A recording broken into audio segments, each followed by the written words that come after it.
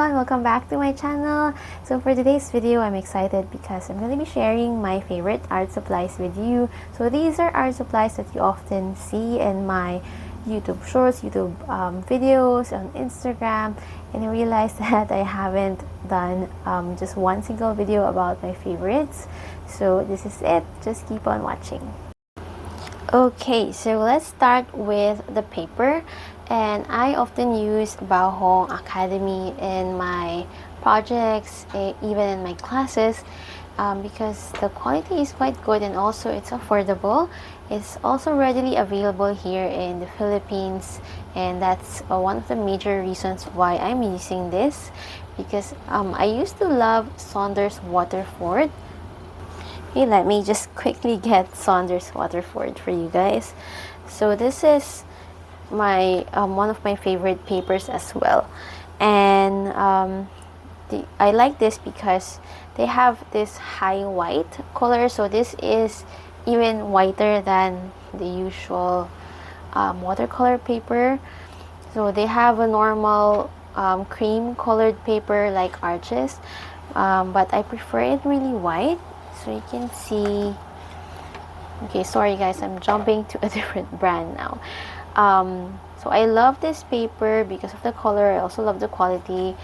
It's really nice and it feels a little bit soft to paint on. Unlike Arches has, they're both cold press, but Arches has a more textured feel for me. I used to use this paper a lot, like really a lot. But the supplier here in the Philippines, I think they stopped reselling this, so I can't really find it anymore locally. So I had to switch brands because it will cost a lot if I order from Jackson's Art. So I'm just gonna show you some of the paintings. So it feels a little bit easier to paint on this paper just because it's not as toothy, it's not as textured, even though it's still cold press, but it also is not smooth like hot press. So I like this, and I love how the color just bleeds. So these are some of my projects. Okay, so I'm going back to Bao Hong. This is the artist grade paper that they have, because they also have a student grade 1, which is called the Bao Hong Academy. So both of them have a thickness of 300 GSM, which is a nice thickness if you want your paper to be a bit thicker and it doesn't warp or get wrinkly as much when you're painting with like a lot of water.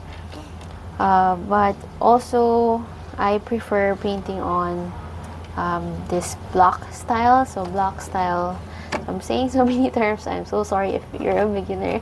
So this is a watercolor block. It just means that it has glue on all sides except for this part.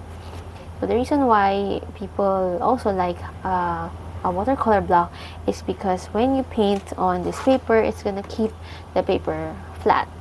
But you can also do it on your own. You can just tape down the sides while you paint if you don't have a watercolor block.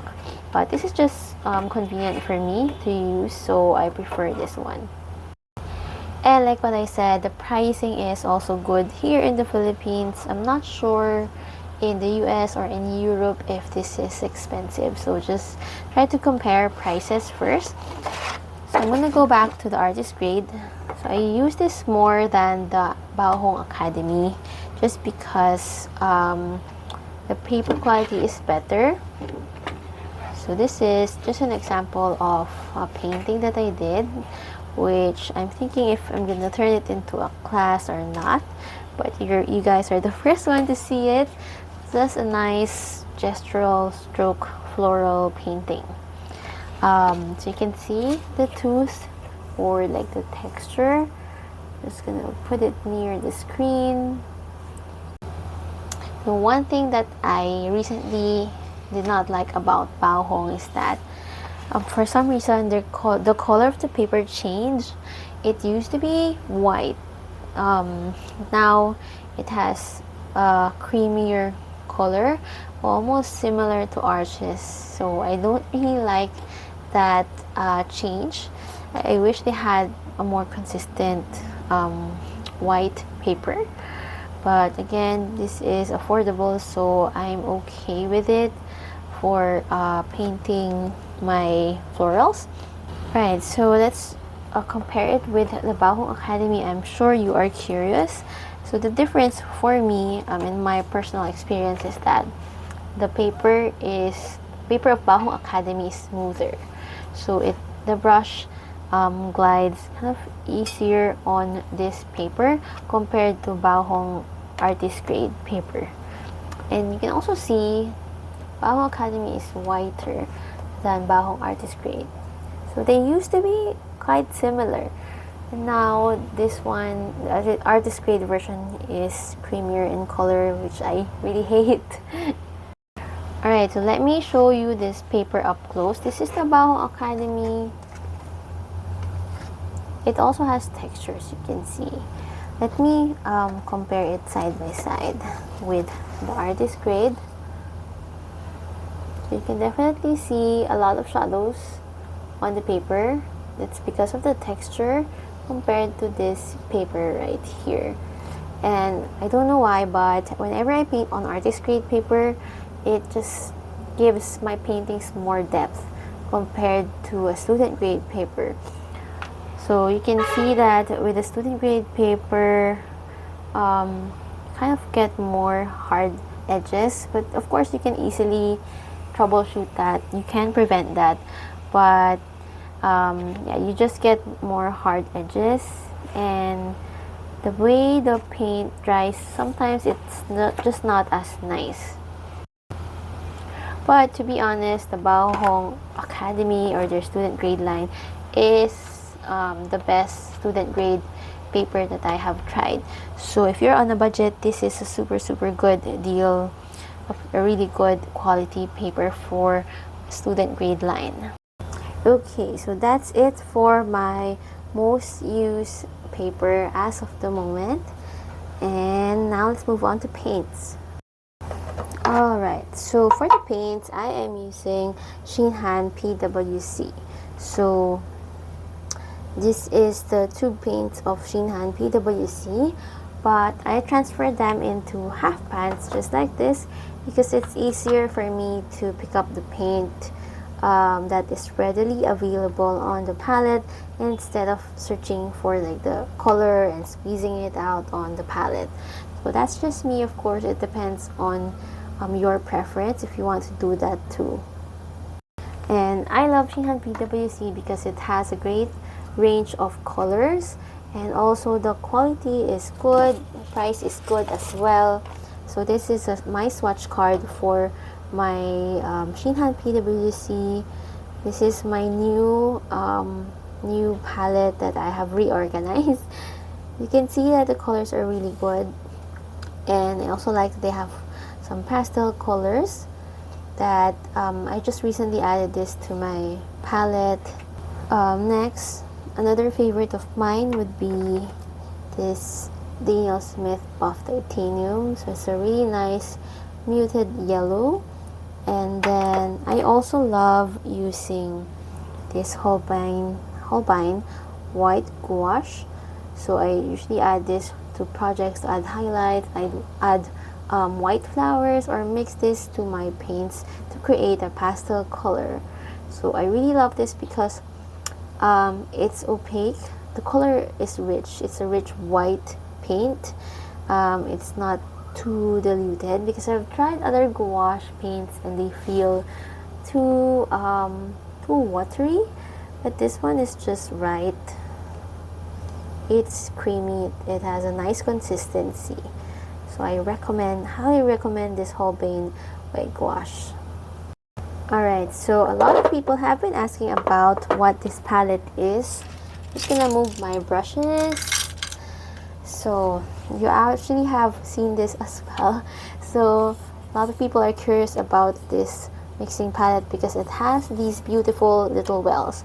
And if you turn it, the back, it's actually a core watercolor palette. This is a different brand, and this is like their packaging, but I just took out the tubes and replaced it with half pans.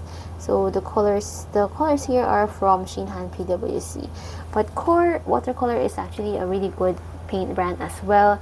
I just don't use it as much because they have a more limited selection of colors, and I just have a preference of using the same brand in one palette.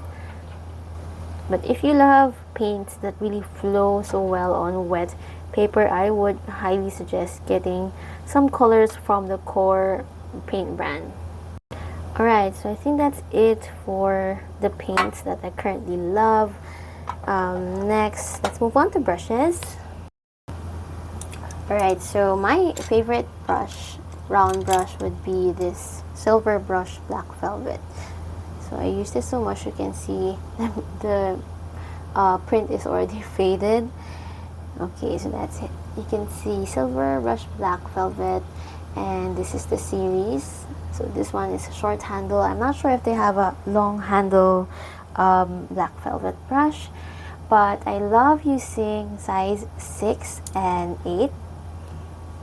So these are the two brushes that I use the most. I love this because it holds a lot of water, but it can still keep its point, and also it follows my flow whenever I paint.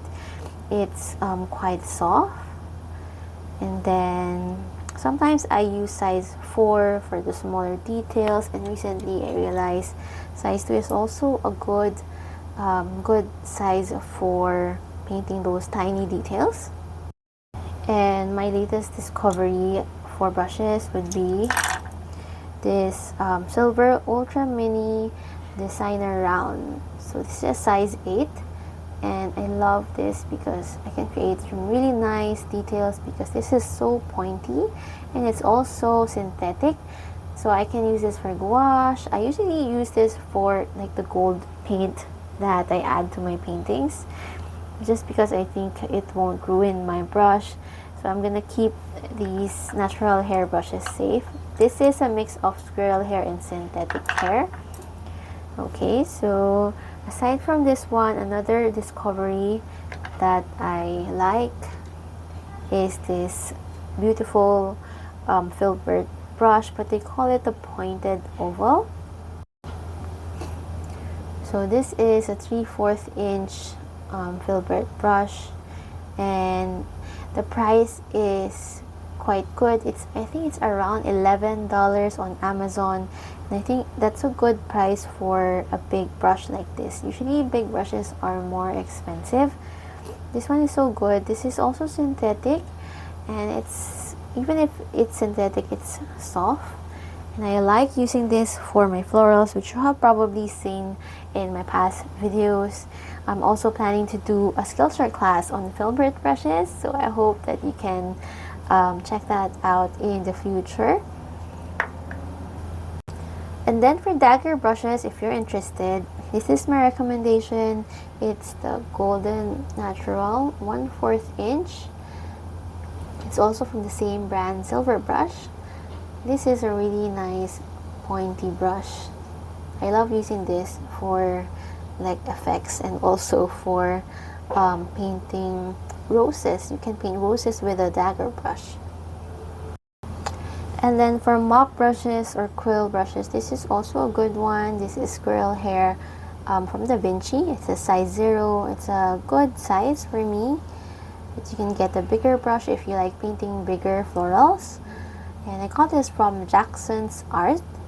I'm gonna try to put the link below. I also just discovered a new quill brush that I super love, and I think you're gonna see that in a different video, so stay tuned for that. And then next, a lot of people have been asking me about the tape that I use for my videos. So this is the brand, but I got this in Japan, so I'm honestly not sure where else to get it, but the feel is like a washi tape. So it's very thin, very gentle on paper, it doesn't hurt the paper when you peel it.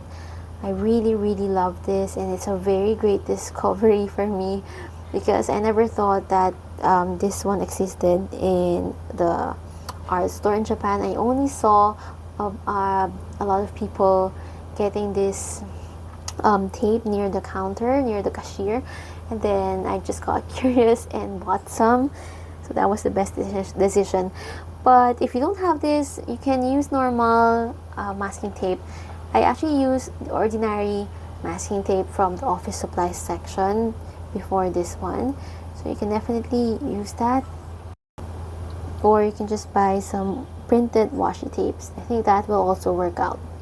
Alright, so I think that's it for all the basic art supplies that I use. So we have the paper, brushes, and the paints. If you have any questions about the supplies, simply comment below, or if you have any suggestions of things that you want me to feature, I would love to know that. Just comment below or DM me on Instagram. Okay, I hope that this video was helpful, and I will see you in the next video. Bye!